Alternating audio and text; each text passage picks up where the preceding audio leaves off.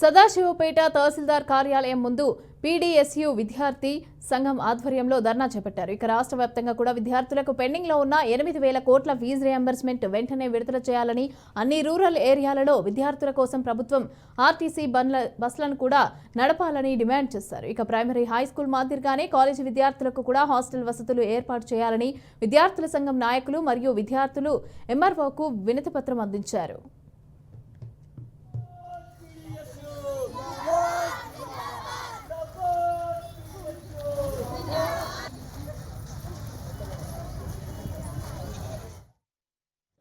Scholarships రాలేవు, అవి తొందరగా కావాలని అందరితో పాటు మేము ర్యాలీ చేస్తున్నాం.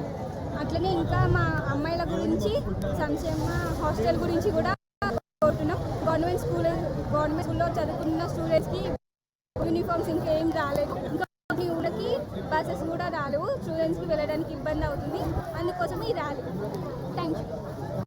నేను సందీప్, పీడీఎస్ జిల్లా ఉపాధ్యక్షుడిని, సంగారెడ్డి.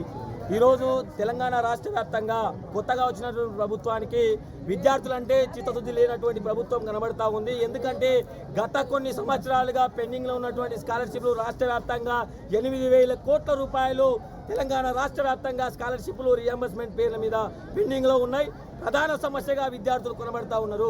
ఈరోజు దాంతో పాటుగా సలాస్పేట్ పట్టణం మొత్తం కూడా రూరల్ ఏరియాకు ఆర్టీసీ సౌకర్యం లేని పక్షంలో ఈ సంక్షేమ హాస్టల్ పెట్టాలని మేము డిమాండ్ చేస్తూ ఉన్నాం. ఈ స్కాలర్షిప్ను విడుదల చేస్తూ ప్రభుత్వంలో విద్యార్థులు చదువుతున్న విద్యార్థులకు పుస్తకాలు, యూనిఫామ్లు, అన్ని సౌకర్యాలు కల్పించాలని చెప్పి 3 డిమాండ్లతో ఈరోజు మండల ఆఫీస్ ముట్టడి చేస్తూ ఉన్నాం.